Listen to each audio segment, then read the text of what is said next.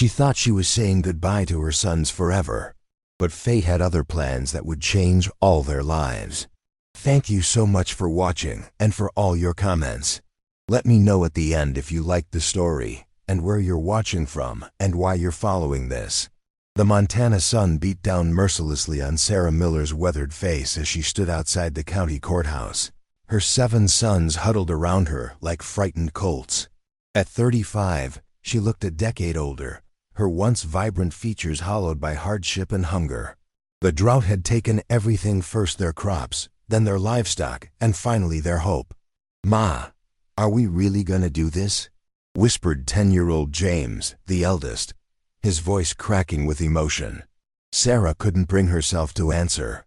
The papers in her trembling hands were a contract for indentured servitude, a desperate mother's last resort in the unforgiving. West of 1887, the bank had foreclosed on their farm 2 weeks prior, and with her husband Thomas 3 years in the grave, options had run dry as the creek beds. Judge Harmon had explained it plainly. Her boys would be fed, housed, and taught a trade.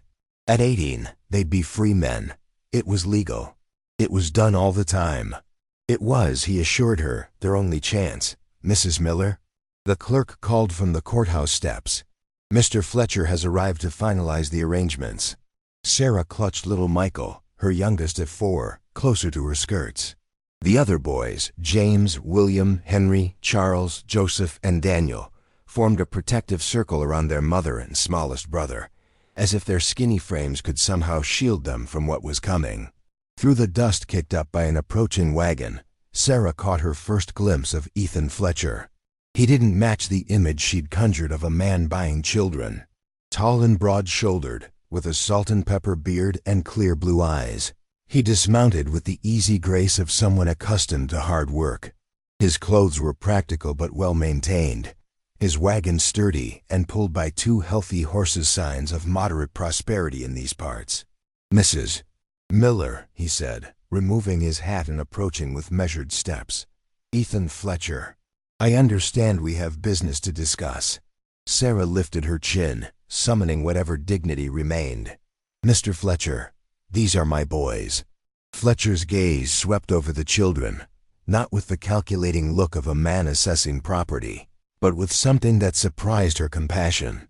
"Fine-looking young men," he said quietly. "I've a ranch about 30 miles north. 500 acres, mostly cattle. It's hard work, but fair. They'll learn ranching from the ground up." William, 8 years old and always quick to speak, stepped forward. "Will we stay together, mister?" Fletcher knelt to the boy's level. "That's my intention, son.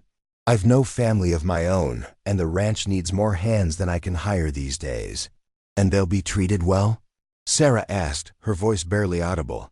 "Ma'am, I was orphaned myself at 12. Worked under a man who thought beatings taught better than patience." Fletcher stood, meeting her eyes directly. "That's not my way. They'll work hard, yes, but they'll be fed, clothed, and schooled proper."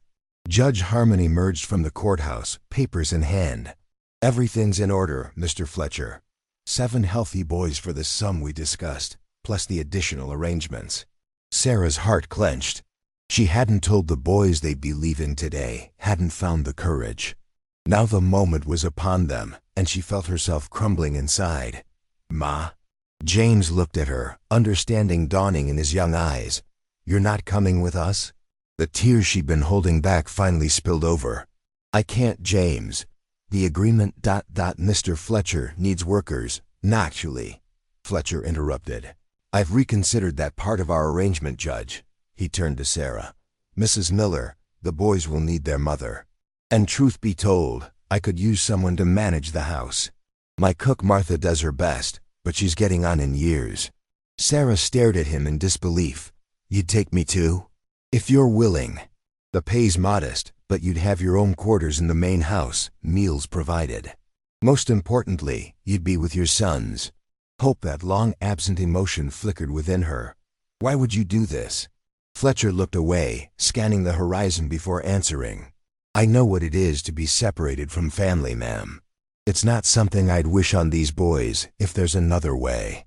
As the reality of this unexpected offer settled over her, Sarah studied the man more carefully. There was something in his demeanor, a loneliness perhaps, that resonated with her own situation. "The choice is yours, Mrs. Miller," Fletcher continued. "But we should decide soon if we're to reach the ranch before nightfall." Sarah looked at her son's hopeful faces, then back at Fletcher. She'd been prepared to make the ultimate sacrifice for their survival. Instead, this stranger was offering them a chance to stay together. "We accept, Mr. Fletcher," she said firmly, squeezing Michael's small hand, "and I thank you for your kindness." As they loaded their meager belongings onto Fletcher's wagon, Sarah felt both trepidation and relief. The future remained uncertain, but at least they would face it together. The Fletcher ranch appeared on the horizon just as the sun began, its descent behind the mountains. Sarah and her boys had been silent for much of the journey, the weight of their circumstances heavy on their minds. The three youngest had fallen asleep, curled against each other in the back of the wagon, while the older ones watched the changing landscape with wary eyes. "There it is," Ethan Fletcher announced, pointing toward a sprawling homestead nestled in a valley. "Welcome to Whispering Pines Ranch." Sarah's breath caught at the sight. It was far more substantial than she'd imagined. A large two-story main house with a wraparound porch, several outbuildings, a barn that could house dozens of animals, and fenced pastures stretching into the distance where cattle grazed peacefully. "It's so big," William whispered, awe replacing fear in his voice. Fletcher nodded. "Been in my family for 2 generations. My father built it up from nearly nothing. I've added the north pastures and the new barn since taking over." "You live here all alone?" James asked, his natural curiosity overcoming his shyness. A shadow crossed Fletcher's face. "Not entirely alone. There's Martha, who cooks and helps with the house. Hank and Louise work the cattle with me, and Diego tends the horses. They have quarters above the stable." As they approached, an elderly woman emerged from the main house, wiping her hands on her apron. Her silver hair was pulled into a tight bun, and she squinted suspiciously at the wagon full of newcomers. "So you actually did it," she called out as Fletcher pulled the horses to a stop. Brought back half a dozen hands barely big enough to lift a pitchfork. "7 boys, Martha," Fletcher corrected, jumping down from the wagon. "And their mother, Mrs. Miller, who'll be helping you with the house." Martha's eyebrows shot up. "That wasn't the plan you rode out with this morning." "Plans change," Fletcher replied simply. He turned to help Sarah down from the wagon. "Martha's bark is worse than her bite. She's been running this household since I was knee-high to a grasshopper." Martha snorted but approached the wagon to inspect the children. "Well, they're half-starved, every last one. Good thing I've got stew simmering." Her gaze softened as it fell on 4-year-old Michael, who was rubbing his eyes sleepily. "This little one looks like he could use a proper meal and a bath." "We all could," Sarah admitted, finding her voice. "It's been a difficult time, ma'am." Martha studied her for a long moment before nodding. "Well, come on then. We'll get you settled and fed. Tomorrow's soon enough to figure out the rest." The main house was warm and surprisingly welcoming inside. Simple furnishings, well-worn but sturdy, filled the rooms. A large stone fireplace dominated the living area, and kerosene lamps cast a golden glow as evening settled in. "Boys will sleep in the east wing," Fletcher explained as they climbed the stairs. "There are 3 bedrooms there. Should be enough space for all of you to bunk comfortably. Mrs. Miller, you'll have the small room off the kitchen. It was my mother's sewing room, but Martha's fixed it up as a proper bedroom." Sarah nodded, overwhelmed by the turn of events. Just this morning, she'd been preparing to say goodbye to her children forever. Now they were all under the same roof, with full stomachs soon to come. After a hearty meal that the boys attacked like ravenous wolves, Sarah helped Martha with the dishes while Fletcher showed the children around the house, establishing ground rules and explaining what would be expected of them. "He's not what I expected," Sarah admitted quietly as she dried a bowl. Martha glanced toward the living room where Fletcher's deep voice could be heard, patiently answering the boys' endless questions. "Ethan's a good man," she said. "Lonely, though he'd never admit it. This house was meant for a family, not a bachelor and his aging housekeeper. Why hasn't he married? Sarah asked, then immediately regretted her boldness. Forgive me, it's not my place to pry. Martha shook her head. There was a girl, about 10 years back. Elizabeth was her name. They were engaged to be married, but she took ill with scarlet fever. Didn't make it. She sighed deeply. Ethan threw himself into the ranch after that, expanded it to what you see today. Works from sunup to sundown. Barely takes time to eat most days. Sarah glanced toward the living room, seeing Fletcher in a new light. That's a heavy burden to carry. Which is why I wasn't entirely surprised when he told me his plan to bring on some boys from town. Though I must say, I didn't expect 7 all at once. Martha chuckled. And I certainly didn't expect their mother to be part of the bargain. Later that night, after the boys had been bathed and tucked into real beds, a luxury they hadn't known for months, Sarah stood on the back porch, gazing up at the star-filled Montana sky. The air was cool and clean, carrying the scent of pine and distant rain. They settled in all right. Fletcher's voice came from the shadows. Sarah turned to find him leaning against the porch rail, a cup of coffee in his hand. Yes, thank you. They're exhausted but excited. It's been a long while since they've slept in proper beds. Fletcher nodded, moving to stand beside her. Tomorrow we'll start figuring out duties for everyone. The younger ones can help Martha and you with the house and garden to start. James and William seem old enough to begin learning ranch work if they're willing. They are, Sarah assured him. They've worked the farm since they were small. Different animals, but hard work is hard work. They stood in companionable silence for a moment before Sarah gathered her courage. Mr. Fletcher, I need to thank you properly. What you've done for us. I don't know how I'll ever repay such kindness. Fletcher stared into the darkness. There's no debt, Mrs. Miller. I needed the help, and your boys needed a home. It's a fair arrangement. But taking me on as well, that wasn't necessary. Boys need their mother, he said simply. Then, after a pause, this place has been too quiet for too long. Perhaps it's time for that to change. As Sarah watched his silhouette against the night sky, she felt something she hadn't experienced in years, a cautious sense of possibility. Not just survival, but perhaps eventually something more. 3 months passed with surprising swiftness. The rhythm of ranch life became familiar to the Millers, each finding their place in the daily workings of Whispering Pines. The summer heat gave way to the first crisp hints of autumn, painting the surrounding mountains with splashes of gold and crimson. James and William, now working alongside Hank and Lise with the cattle, had developed new confidence. Their once thin frames were filling out with muscle earned from honest work. Charles and Henry, at 9 and 7, had taken to helping Diego with the horses, displaying a natural affinity that impressed even the taciturn stable master. Joseph, 6, had become Martha's shadow in the kitchen, while Daniel at 5 and little Michael were still young enough that their main responsibilities involved gathering eggs and helping Sarah with simpler household tasks. Sarah herself had transformed the main house. What had been a functional but Spartan bachelor's dwelling now bore touches of warmth and comfort, curtains sewn from fabric ordered from the general store, wild flowers in mason jars, and the constant bustle of family life. Ethan Fletcher, too, had changed. The lines of solitude that had marked his face seemed less pronounced.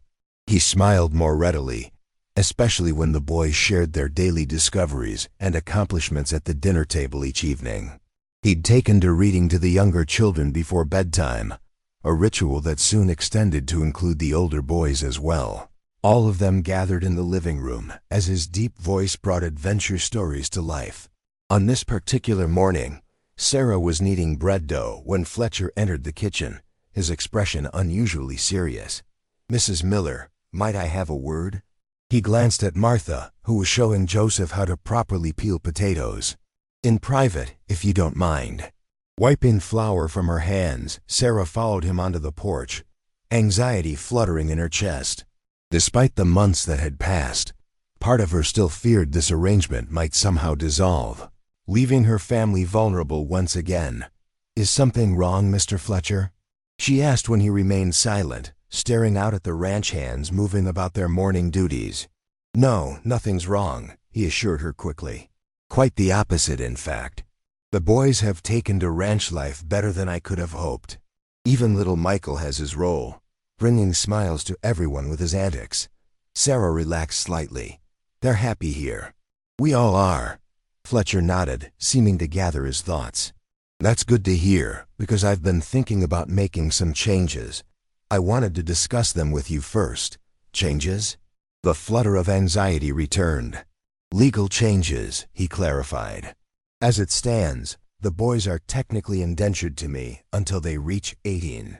It's an outdated arrangement, one I never fully approved of, despite going along with it initially." Sarah waited, uncertain where this conversation was heading. "I'd like to formally adopt them," Fletcher said finally, turning to face her directly. "All 7 of them. Make them legally my sons, with rights to inherit this ranch and everything else I own." Sarah gasped, her hand flying to her mouth. "Mr. Fletcher, please hear me out," he continued earnestly. "They would keep the Miller name if you wish, or take Fletcher, or both.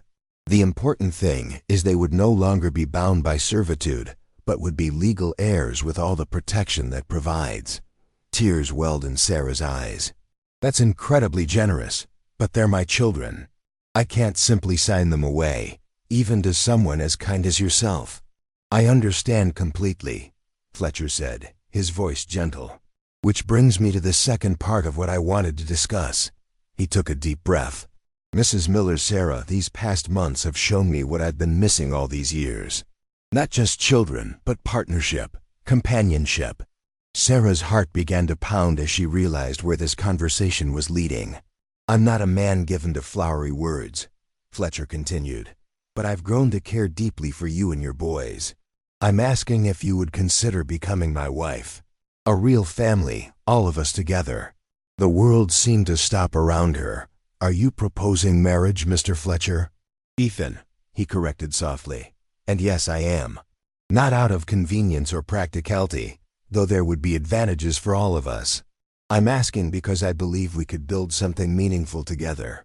Something that would honor the memory of your late husband, while creating a new future for everyone under this roof." Sarah turned away, overwhelmed by his offer.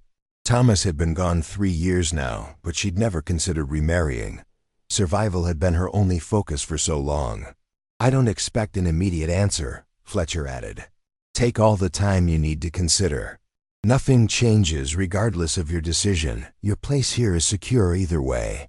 Before Sarah could respond, a commotion from the barn caught their attention. Diego was running toward the house, his face tight with concern.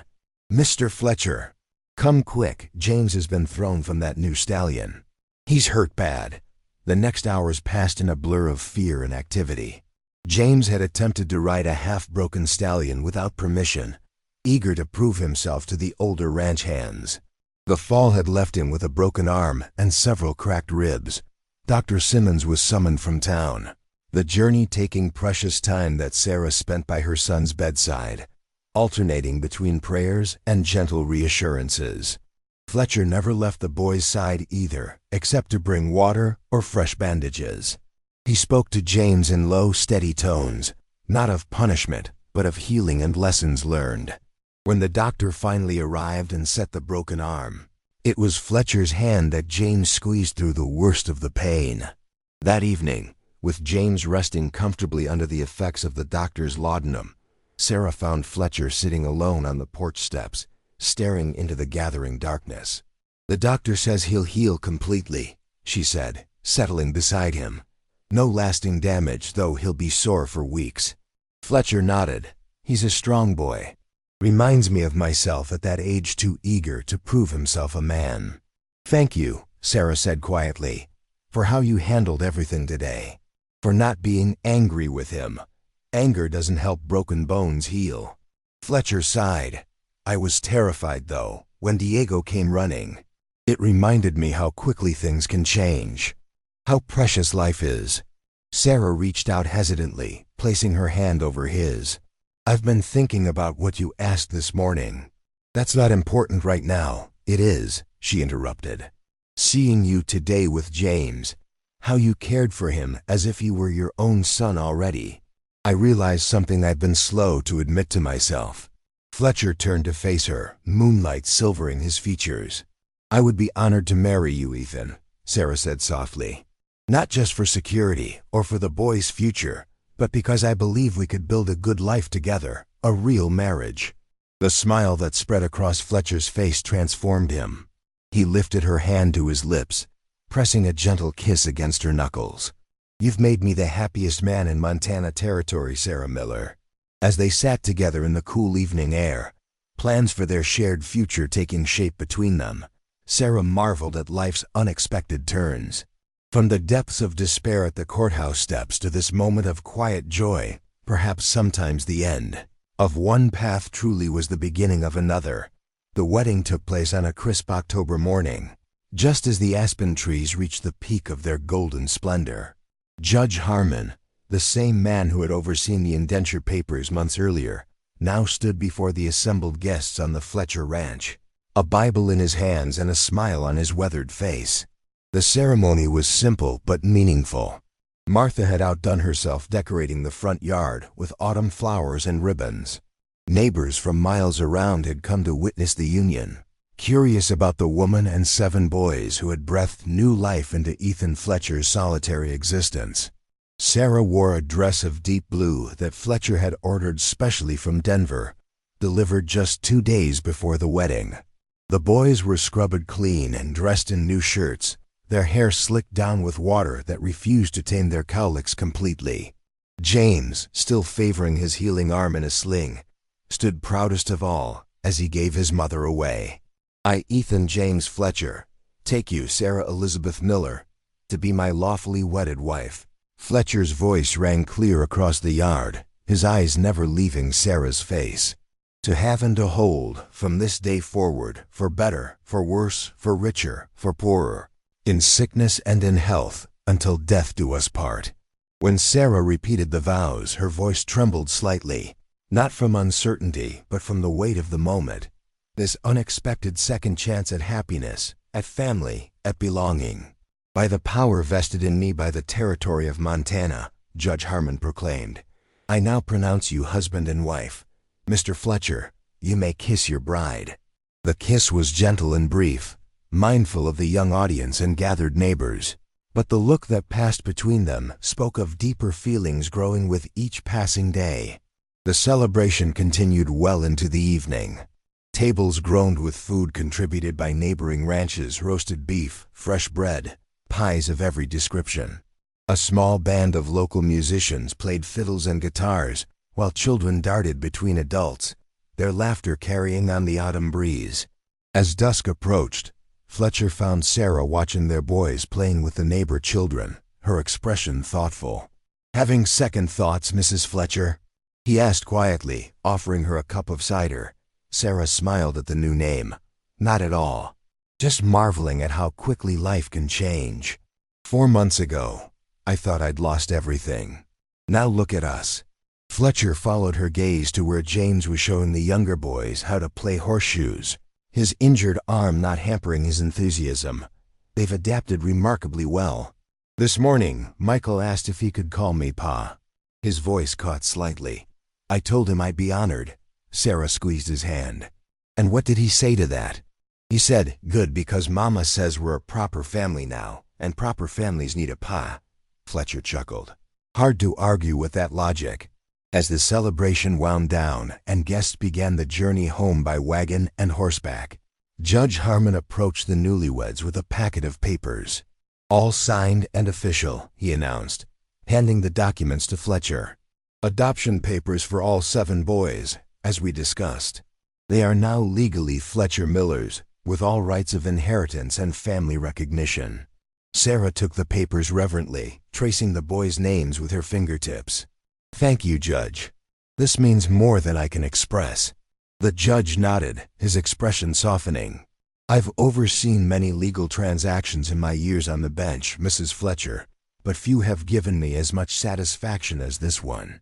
What began as a desperate measure has transformed into something quite remarkable. He tipped his hat to them both. "You've created something special here. I wish you every happiness." Later that night, after the guests had departed and the boys were tucked into bed, exhausted from excitement and play, Sarah and Ethan stood on the porch of what was now truly their home.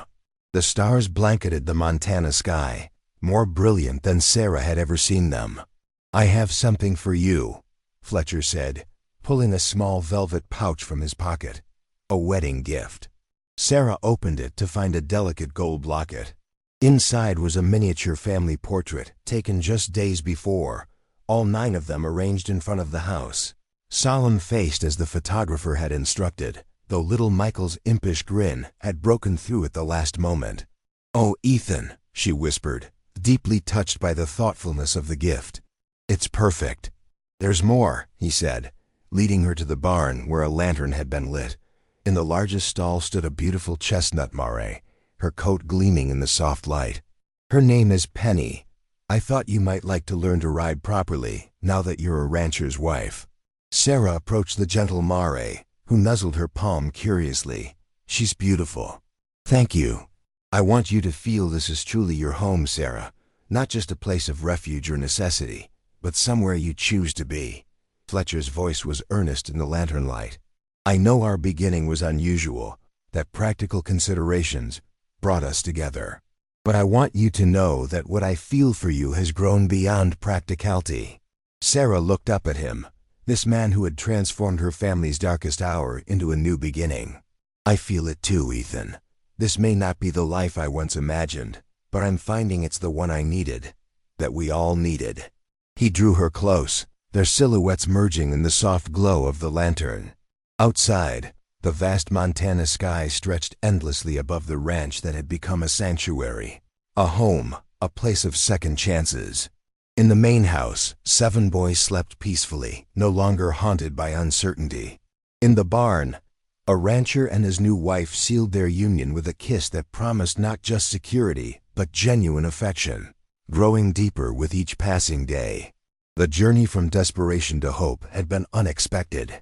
But as Sarah leaned into her husband's embrace, she knew with absolute certainty that the path ahead, though surely not without its challenges, would be walked together, as a family united not by blood alone, but by choice, by circumstance, and increasingly, by love.